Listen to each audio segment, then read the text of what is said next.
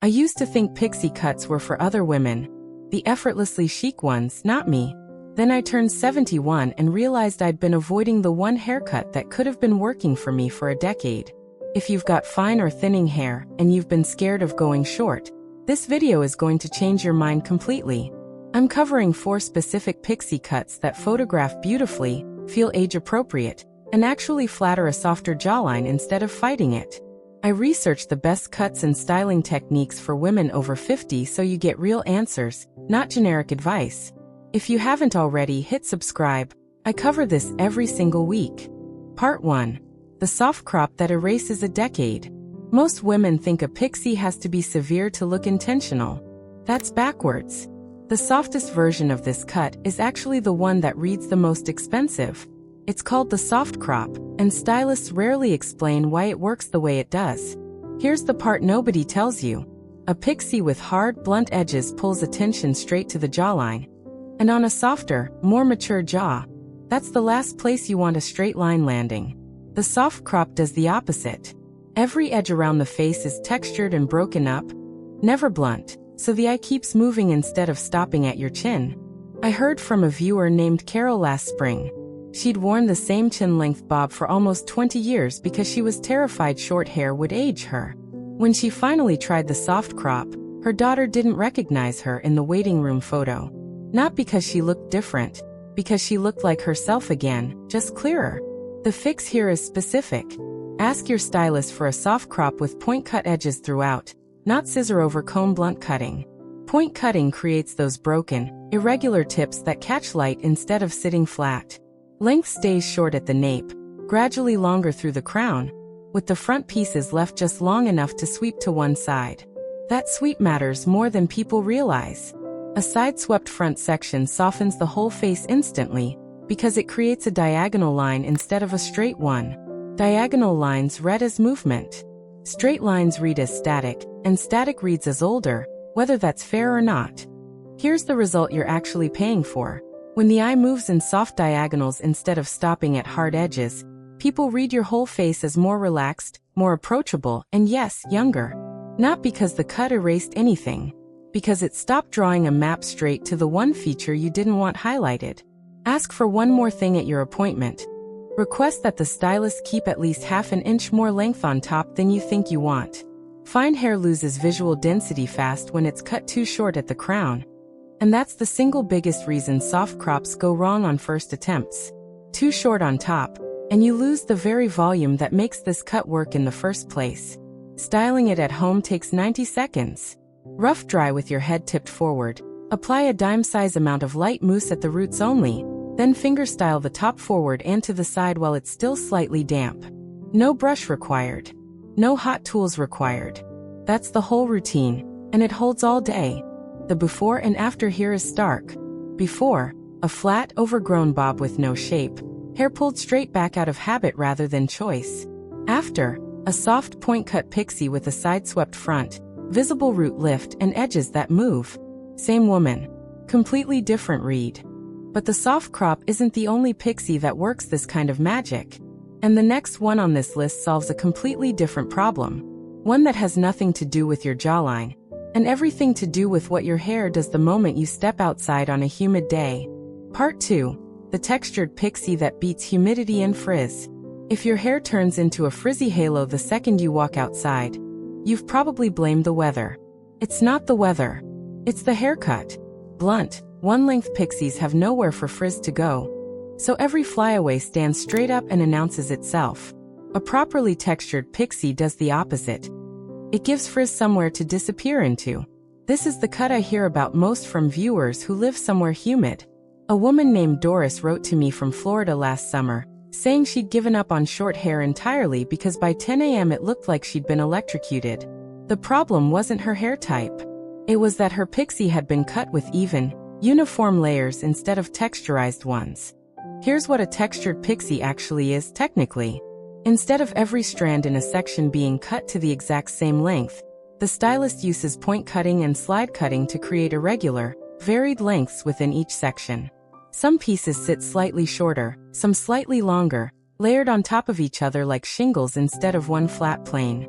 That irregularity is what absorbs frizz instead of amplifying it. Uniform layers all fight for the same space and push outward. Varied layers settle into each other and lie down. The specific request to bring your stylist. Ask for heavy internal texturizing with a razor or texturizing shears, concentrated through the crown and the top third of the head, while keeping the perimeter, the very outer edge near your ears and nape, slightly cleaner and less textured. That contrast is what gives the cut definition instead of just looking messy all over.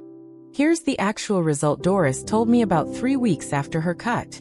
She said it was the first summer in years she didn't touch her hair between leaving the house and getting to church.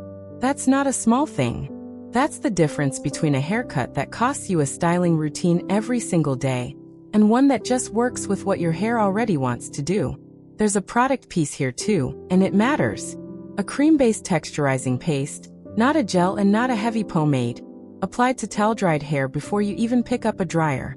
Gels and heavy pomades weigh fine hair down and flatten the very texture you just paid for.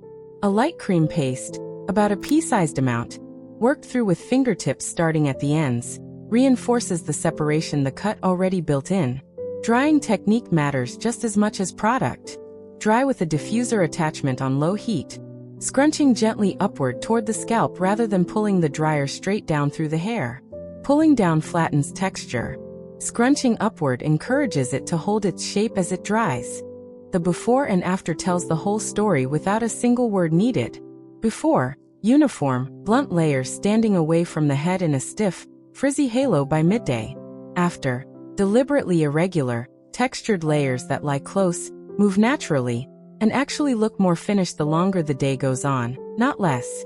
Now, if humidity isn't your battle and volume loss is, if your hair has gotten visibly thinner at the crown over the last few years, the next cut on this list was built specifically for that. And it works faster than you'd expect. Part 3. The Crown Lift Pixie for Visible Thinning. Nobody wants to say this part out loud, but I'm going to say it anyway.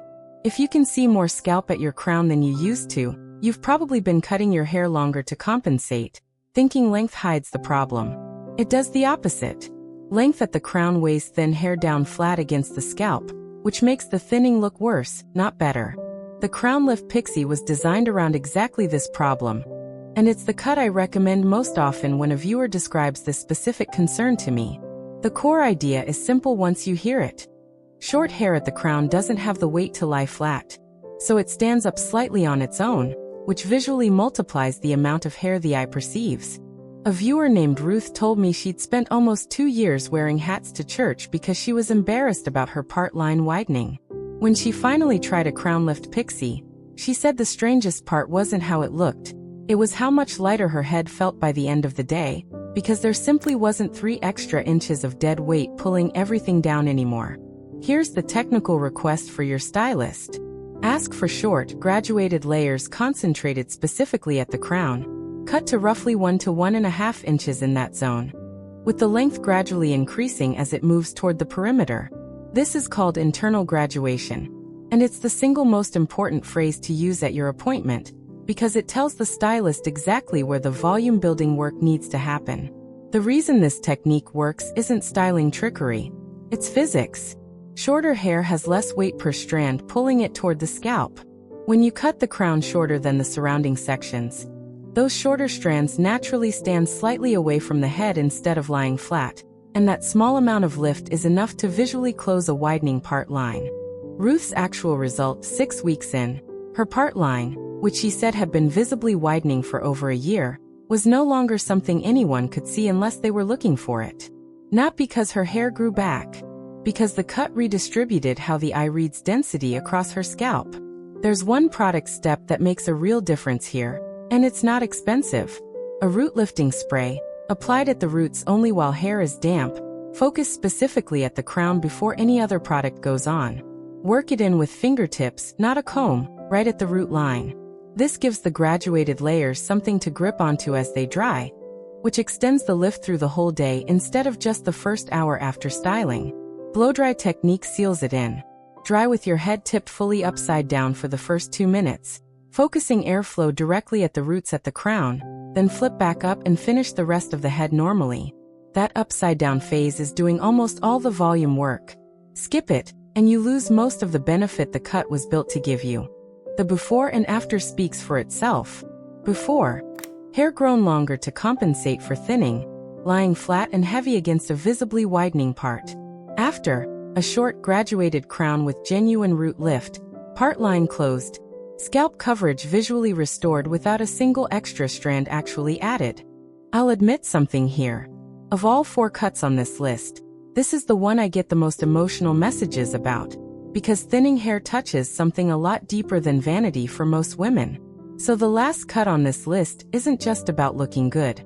It's about the one Pixie that requires almost no daily effort at all, for the mornings when you simply don't have the energy for a routine.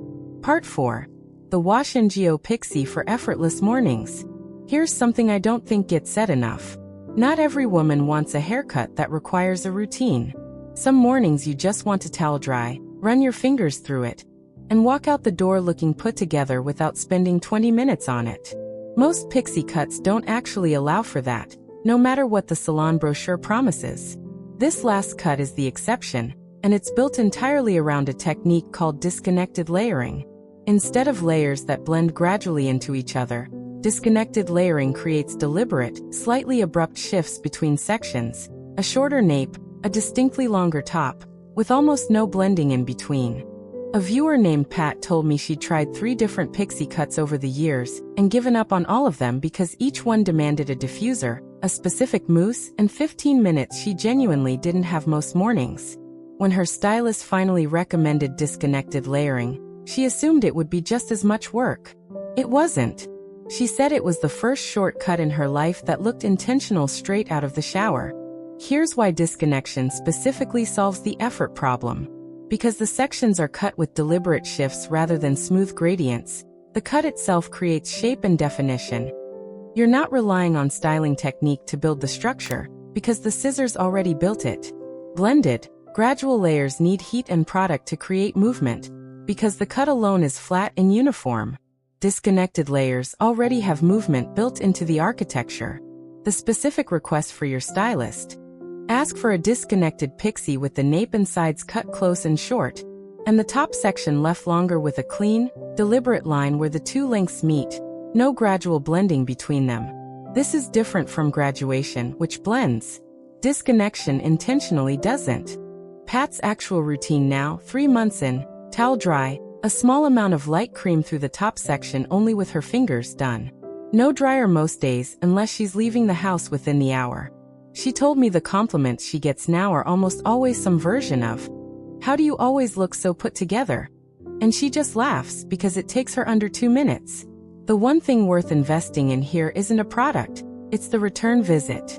Disconnected layering grows out faster than blended layering, because the deliberate line between sections becomes visibly soft and messy within about 4 weeks, rather than gracefully fading like blended layers do. Book your follow-up trim at the 4-week mark, not 6, and the cut stays sharp the entire time instead of looking unintentional by week 5. When you do want a slightly more finished look for an evening out, the styling addition is minimal. A small amount of pomade worked only through the top section. Push slightly to one side with your fingers while damp. That's the entire difference between the wash and go daytime version and the evening version. One product step, 30 seconds, nothing more. The before and after here isn't dramatic in the way the others are. It's about effort, not appearance alone. Before, a soft blended Pixie that looked lovely fresh from the salon, but required a full styling routine every single morning to maintain that same look. After, a disconnected Pixie with a deliberate nape to crown line that looks finished straight out of the shower, no routine required. 4 cuts for completely different problems solved, and every single one of them proves the same point. A Pixie isn't one haircut. It's a category, and somewhere in it is the exact version built for what your hair is actually doing right now. You now know 4 completely different Pixie cuts. One for softening your jawline, one for beating frizz, one for visible thinning at the crown, and one for mornings when you just don't have the energy for a routine. That's not a small toolkit. That's 4 real solutions. And you can walk into your next appointment and describe exactly what you need using the same language your stylist uses. Tell me in the comments, Which one sounds like it was written for your hair specifically? I read every single one. Next week I'm covering what to actually say to your colorist, so you never leave the chair with a color you didn't ask for. Like this video, subscribe to Timeless Beauty, and I'll see you in the next one.